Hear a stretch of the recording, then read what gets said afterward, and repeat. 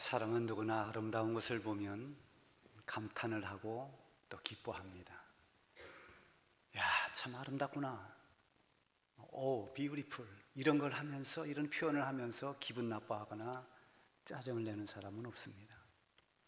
아름다움은 외형으로 보이는 어떤 외모 또는 어떤 경치 이런 것도 있겠지만은 또 눈으로 볼 수 없는 마음과 같은 그런 보이지 않는 아름다움도 있습니다.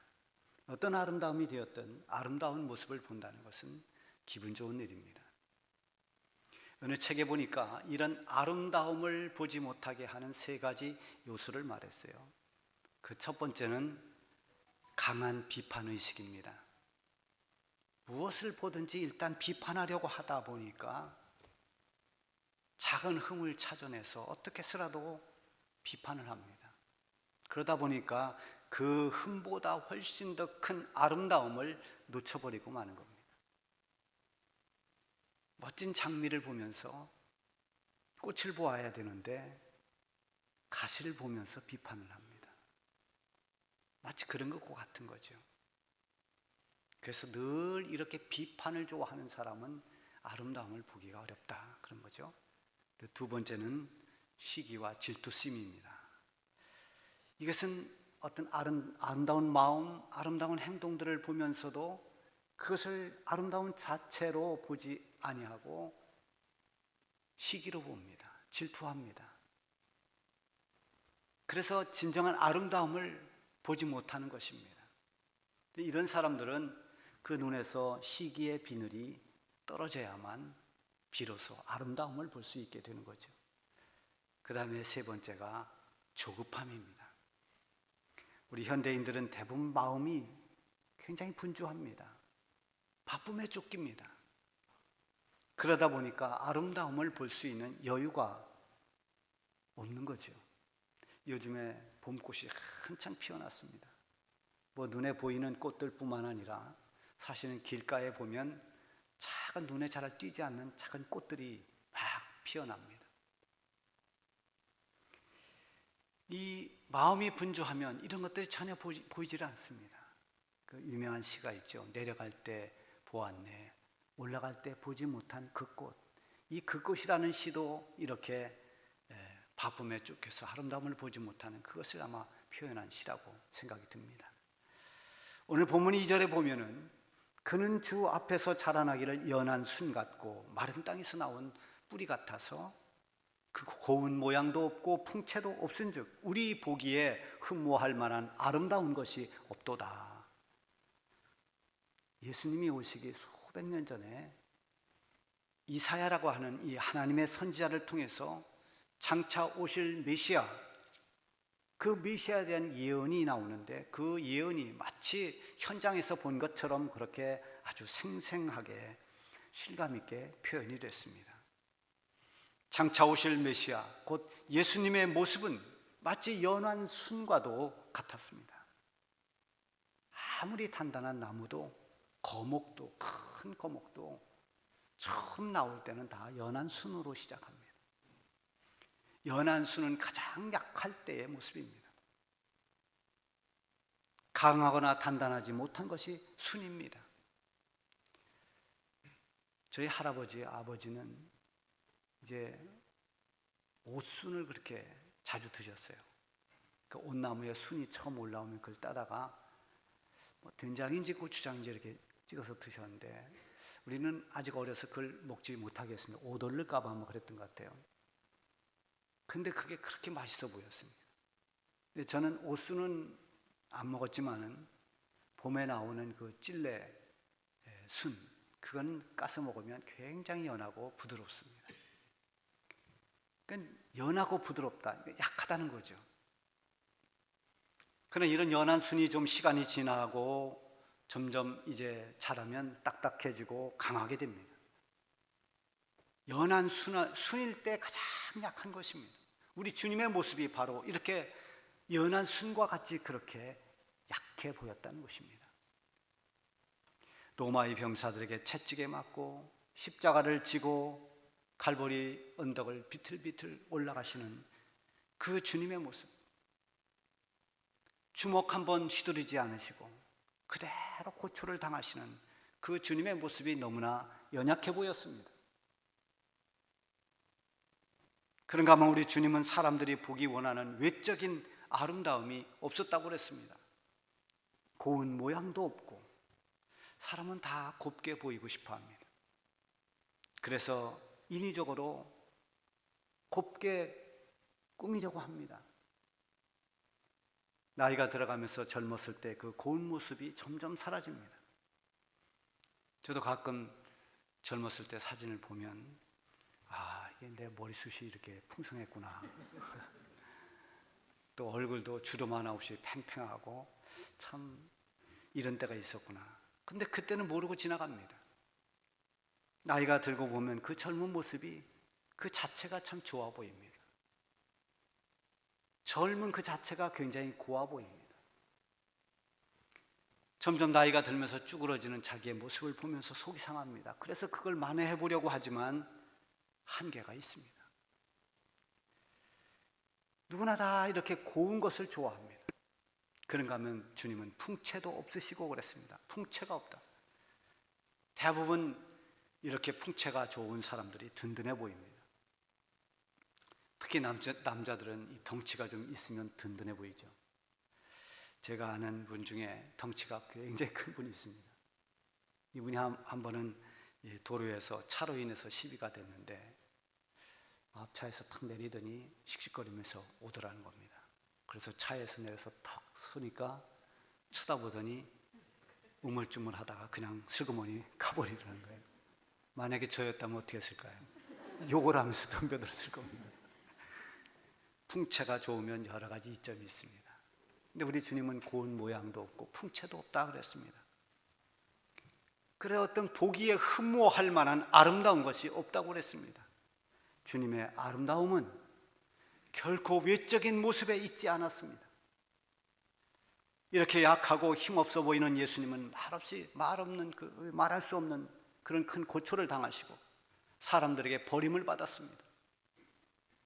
예수님을 따라오면서 호산나를 외치던 그 군중들은 예수님을 십자가에 못 박으라고 하면서 강도 바라바를 살리고 예수님을 죽였습니다.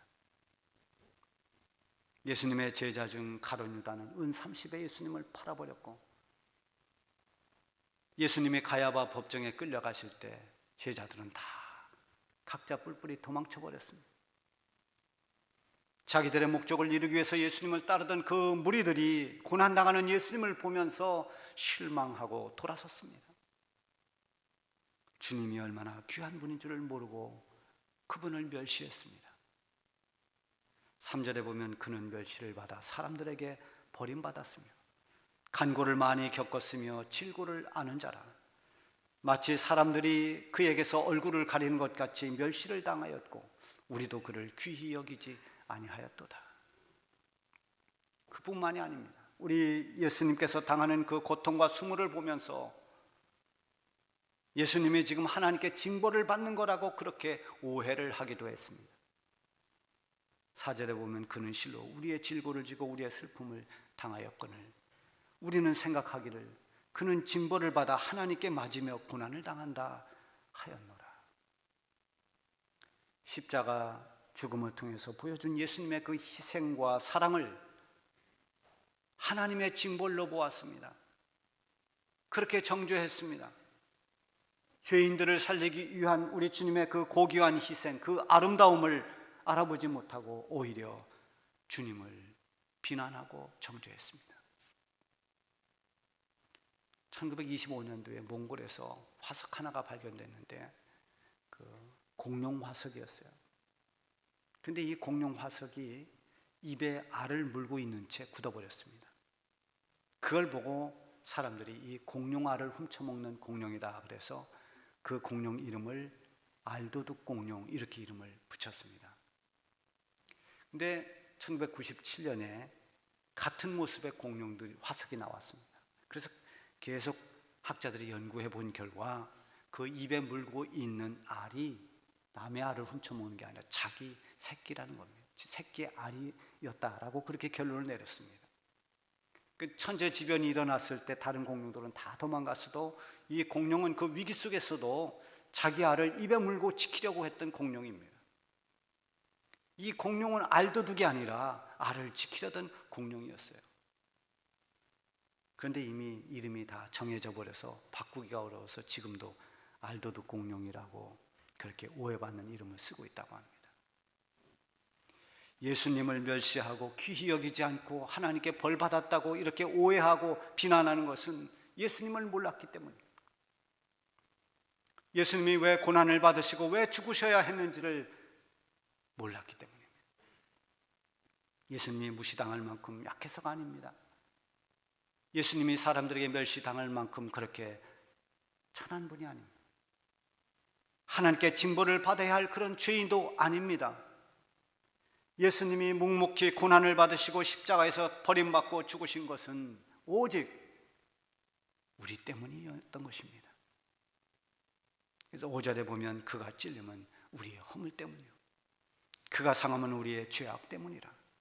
그가 징계를 받음으로 우리가 평화를 누리고 그가 채찍에 맞음으로 우리가 나음을 입었도다. 예수님이 창에 찔리고 양손에 못을 박히고 머리에 가시 면류관을 쓰셔서 다 상하고 찢기신 것은 예수님의 허물 때문이 아닙니다. 예수님이 죄가 있어서가 아닙니다. 우리의 허물과 우리의 죄악 때문이라고 했습니다. 예수님이 채찍에 맞고 침뱉음을 당하며 겪은 그 모든 수모와 고난이 우리를 위한 것이었습니다. 예수님의 희생이 우리를 대신한 것이고 예수님의 죽음이 우리의 징벌을 대신한 것이었습니다. 대신 겪는 그 희생과 죽음, 그것은 얼마나 귀한 것입니까? 내가 받아야 할 고난을, 내가 당해야 할 죽음을 우리 예수님이 대신 고난받으시고 대신 죽었습니다. 얼마나 고맙고 감격스러운 일입니까? 조각가 로댕의 작품 가운데 칼레 시민이라고 하는 유명한 그 조각 청동 작품이 있습니다. 이 작품의 배경은 1300년대에 그 영국과 프랑스의 전쟁, 그 역사로 올라갑니다. 영국이 계속 프랑스를 이기면서 진격해 나가는 가운데 프랑스의 이 칼레라고 하는 그 시를 점령하게 됩니다. 이 칼레 시민들은 전쟁에서 굉장히 강력하게 영국과 싸우면서 저항했던 그런 칼레라고 하는 시인데요, 영국왕 에드워드 3세가 이런 끈질기게 저항했던 칼레 시민들을 모두 다 처형하겠다고 그렇게 명령했습니다. 그래서 이 칼레 시민들 대표가 선처를 호소하면서 협상을 합니다.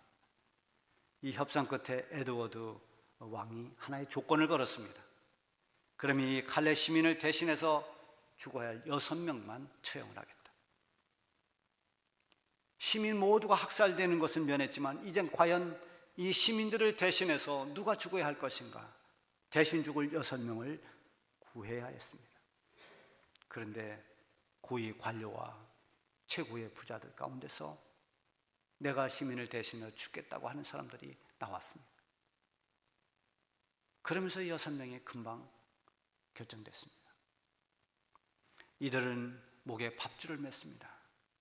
옷은 자루옷을 입고 이제 형틀에 서서 처형을 기다리고 있습니다. 그때 이 에드워드 왕 3세의 에드워드 3세 왕 그 부인인 필리파라고 하는 이 왕비가 자신이 지금 아이를 갖고 있는 임신 중인데 이럴 때 사람을 죽이면 불길한 일이 생긴다고 눈물로 왕을 설득합니다. 그래서 이 6명이 극적으로 살아남게 됩니다. 훗날 이 칼레시가 이 사실을 부각시키면서 조각가 로댕에게 칼레의 위대한 영웅 6명을 그 조각상을 부탁했습니다. 그래서 세우게 된 작품이 칼레의 시민상이라고 하는 작품입니다. 이 작품을 볼 때마다 칼레 시민들은 어떤 생각을 할까요? 이 시민을 대신해서 대신 죽으려고 했던 그 위대한 영웅들을 보면서 감격을 하고 감동을 받는 겁니다. 그런데 예수님은 어느 지역이나 어느 민족이 아니라 온 인류를 대신해서 모든 죄인들을 대신해서 홀로 죽으셨습니다. 혼자 그 짐을 짊어지고 돌아가셨습니다. 예수는 하나님께서 죄로 말미암아 멸망받아야 할 죄인들을 구원해 주시려고 예수님에게 죄짐을 담당하도록 하셨습니다. 6절에 보면 우리는 다 양 같아서 그릇 행하여 각기 제 길로 갔거늘 여호와께서 우리 모두의 죄악을 그에게 담당시키셨도다. 죽음은 혹시 대신할 수 있습니다. 그러나 죄악을 담당할 수 있는 사람은 한 사람도 없습니다. 예수님의 대신 죽으신 그 대속의 죽음은 우리의 죄악을 짊어지고 죽으신 속죄의 죽음입니다. 오직 죄 없으신 예수님만이 인간의 죄를 대신해서 죽을 수 있는 것입니다. 죄를 대신해서 죽는 죽음은 무엇보다도 무겁고 고통스러운 것입니다. 하나님의 아들이신 예수님이 채찍에 맞고 창에 찔리고 못에 박히고 피 흘려 죽으셨습니다. 우리를 죄에서 건져내서 구원해 주시려고 우리를 위해서 우리 때문에 당하신 고난과 죽음입니다. 겸손의 왕이라고 하는 찬양이 있습니다. 주가 싫어 거역한 우리를 위해 고통당했네. 주가 싫어 멸시한 우리를 위해 죽임당했네. 무엇을 위한 사랑인지 무엇을 바란 희생인지 당신은 사랑의 눈먼 주님. 우리 주님은 우리를 사랑하는 그 사랑으로 눈이 머신 분입니다. 십자가 고난의 잔이 얼마나 쓴지 손과 발에 못 박혀 피 흘리면서 호흡이 끊어지는 그 십자가의 죽음이 얼마나 고통스러운지 마치 아무것도 모르는 것처럼 아무것도 못 보는 것처럼 우리를 위해서 그 길을 가신 것입니다. 아직도 주님 앞에서 우리는 머뭇거릴 때가 많고 아직도 주님을 믿는다고 하면서 주님 앞에 인색하고 아직도 주님을 따르겠다 하면서 주님을 온전히 섬기고 사랑하지 못하는 우리를 위해서 우리 주님은 고난받으시고 아낌없이 목숨을 내주셨습니다. 맥스 루카도가 쓴 예수가 선택한 십자가에 이런 글이 있습니다. 주님의 온화한 얼굴을 찢어놓은 그 고통의 멸관, 살과 나무를 뚫고 주님을 매달아 놓은 세 개의 못, 꼭 십자가여야 했나요? 삶과 죽음 사이에 매달린 고통의 6시간보다 덜 잔혹한 죽음도 있지 않나요? 오 주님, 이런 걸 물어서 죄송해요. 그러나 궁금합니다. 이 모든 것이 저를 위해 하신 일인가요? 이렇게 물어보면 그분의 속삭임이 들려온다고 했습니다. 그래, 바로 너를 위해 한 일이다. 그가 찔림은 우리의 허물 때문이요 그가 상함은 우리의 죄악 때문이라. 우리 때문에, 우리가 누구입니까? 그 우리가 바로 나인 것입니다.